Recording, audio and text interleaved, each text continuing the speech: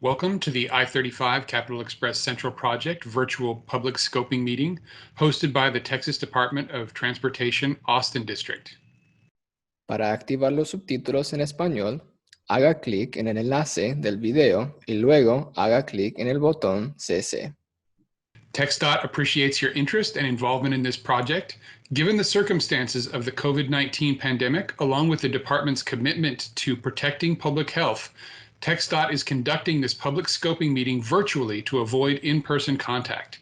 At this time, the online format will be conducted in lieu of an in-person public meeting. This presentation will cover the same information that the Austin District would have presented in an in-person meeting, and all meeting materials can be found online at mobility35openhouse.com from November 12th, 2020 at 5 p.m. through December 12th, 2020.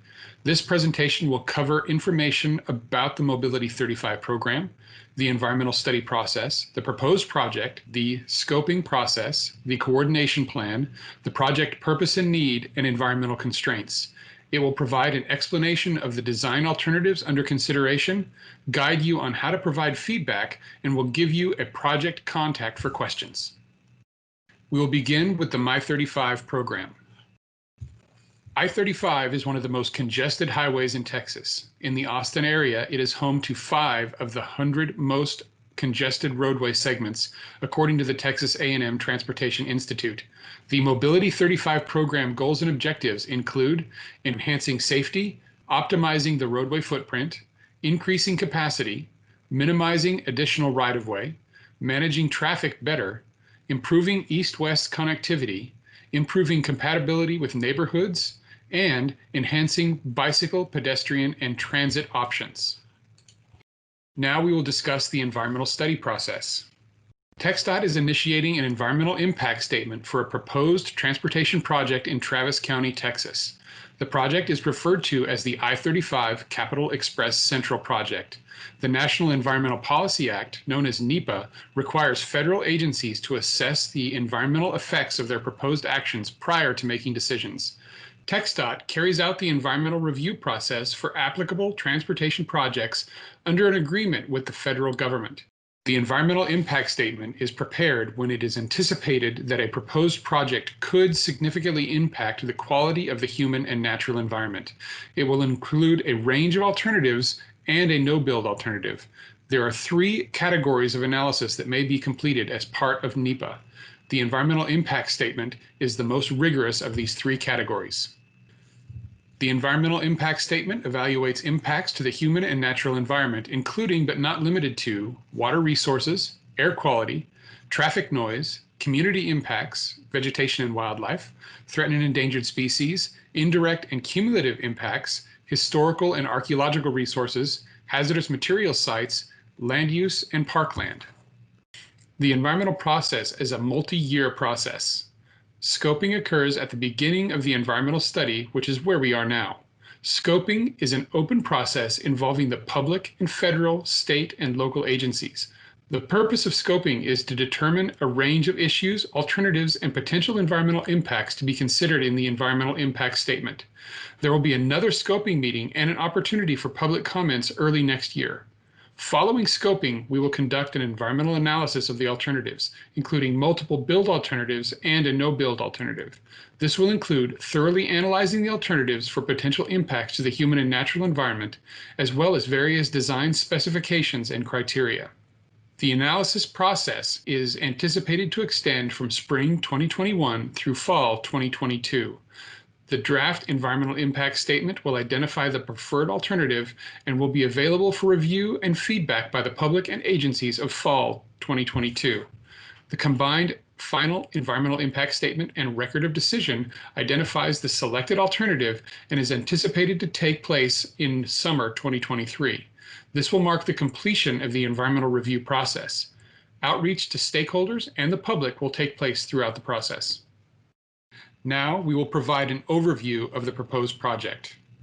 The I-35 Capital Express program is made up of 3 standalone projects, North, Central, and South, from SH-45 North to SH-45 Southeast, spanning approximately 28 miles. Environmental review and design of the north and south projects are underway, and construction could start in 2022. Construction of the I-35 Capital Express Central project could start as early as 2025. The I-35 Capital Express program is part of the larger Mobility 35 program.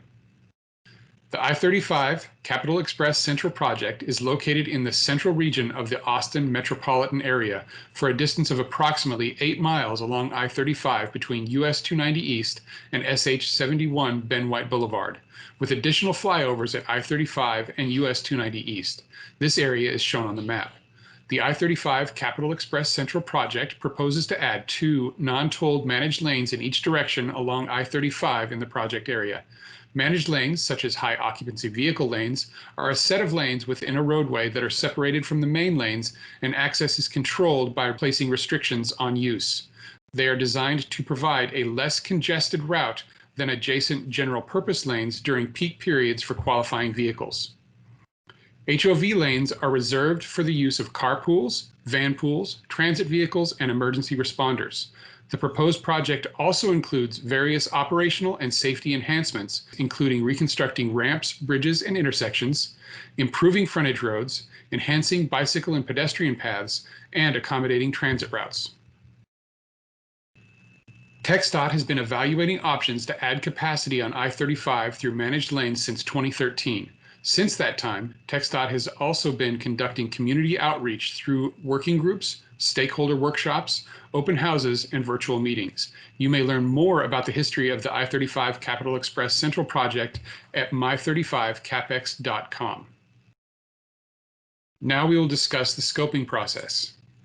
Scoping is an open process involving the public, federal, state, and local agencies. Its purpose is to determine a range of issues, alternatives, and potential environmental impacts to be considered in the environmental impact statement.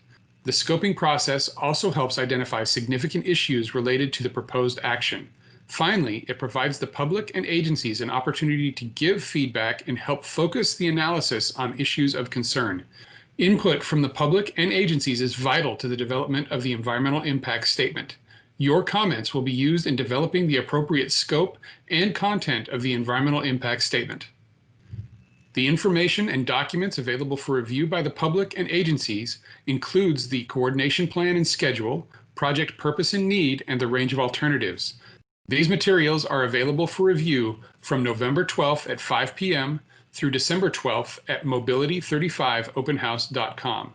The public and agencies have 30 days to review the information and provide comments. Comments must be provided by December 12, 2020 to be included in the official record. Now we will discuss the coordination plan. As the lead agency of the environmental study, TxDOT has prepared a draft coordination plan for the proposed project. The plan is intended to establish a schedule and process for coordinating public and agency participation and comment during the environmental review process. The coordination plan is developed early in the environmental and planning process and will be adjusted and updated as input is received and as the complexity and potential environmental issues is revealed. The coordination plan is available for review from November 12th at 5 p.m. through December 12th at mobility35openhouse.com. TxDOT has invited federal, state, and local agencies and tribal nations to be involved in the project environmental process as cooperating or participating agencies. The first row of the chart includes the federal agencies and tribal nations that have been invited to be cooperating agencies. The second row are the agencies that have been invited as participating agencies. Both cooperating and participating agencies participate in the scoping process, participate in the NEPA process with regard to development of the purpose and need statement, range of alternatives and methodologies and level of detail for analyzing alternatives, and identify and provide early input on issues of concern regarding the project's potential impacts to human or natural environment.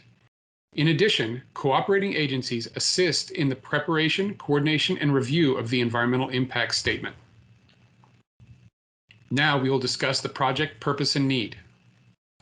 The I-35 Capital Express Central project is needed to improve I-35 between US 290 East and SH 71 Ben White Boulevard to meet current design standards and current and future travel demand. The existing facility does not meet current federal and state design standards, which has resulted in operational deficiencies and longer travel times for all users, including transit and emergency response vehicles, particularly during peak hours. The proposed project is also needed to improve bicycle and pedestrian paths within the project limits.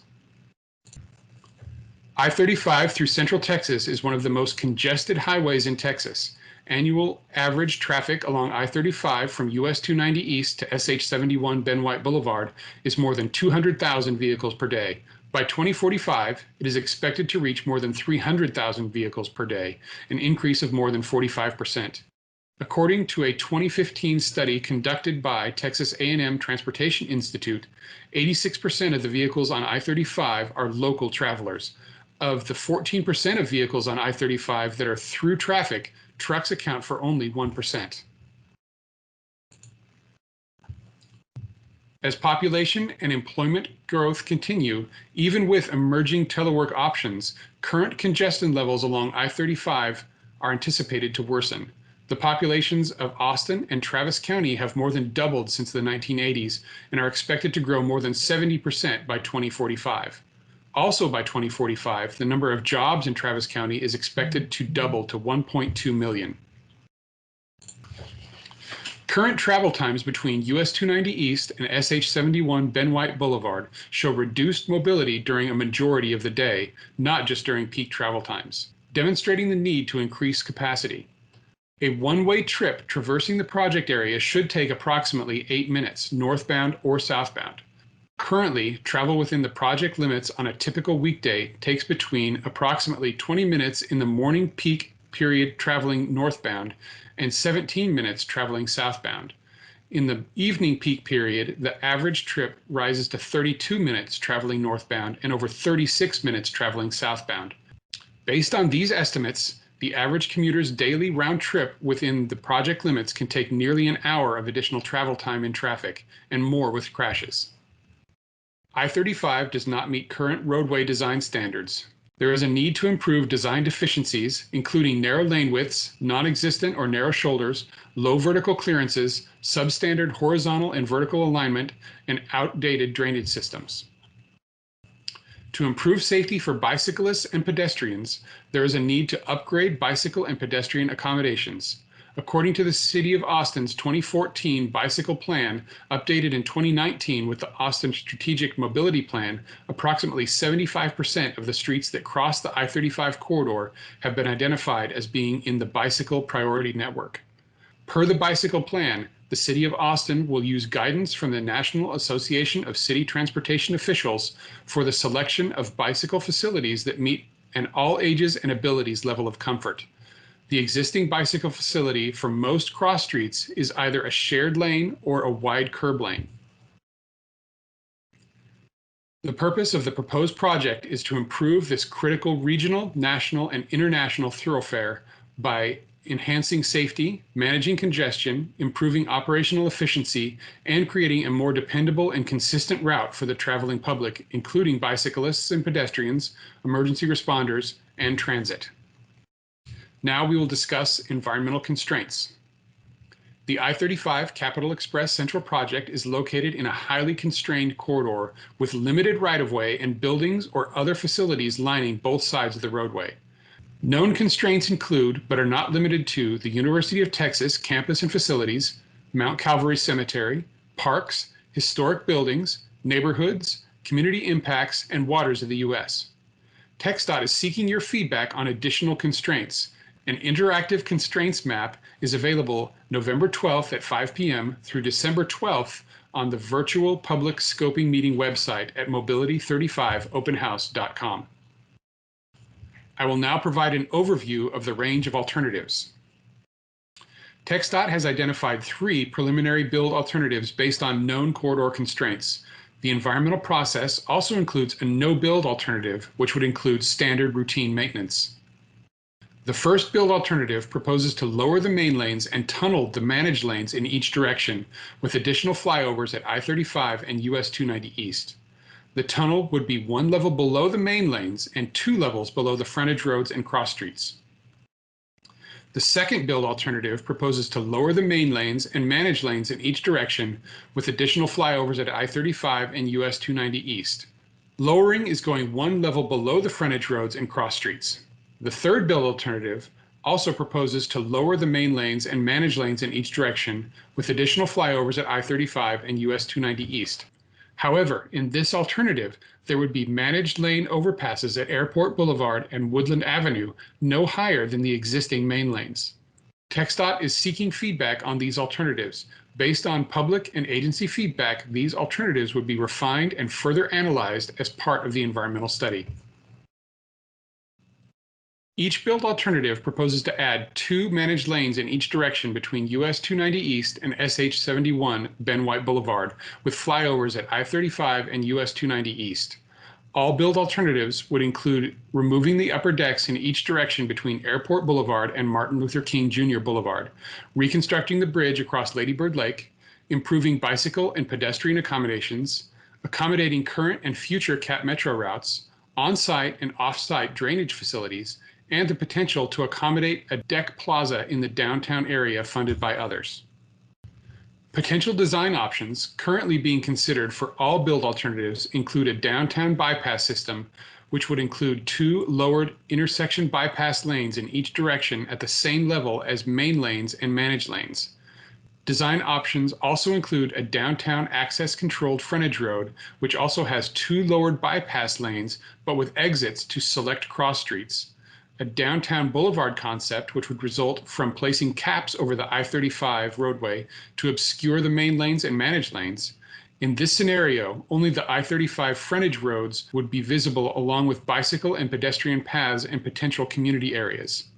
Other design options include direct transit access at Riverside Drive and Dean Keaton Street. First, I'm going to walk through the no-build alternative. This slide shows the existing typical cross-section for I-35 from US 290 East to Airport Boulevard and Martin Luther King Jr. Boulevard to SH 71 and Ben White Boulevard. There are 3 general-purpose lanes in each direction and 2 frontage road lanes in each direction. This slide depicts what is known as the decks or upper decks area between Airport Boulevard and Martin Luther King Jr. Boulevard. In this section, there are 2 general-purpose lanes in each direction on the lower deck and 2 general-purpose lanes in each direction on the upper deck. Additionally, there are 2 frontage road lanes in each direction. The first build alternative proposes to add 2 managed lanes in each direction for the full length of the project, as well as managed lane flyovers at I-35 and US 290 East.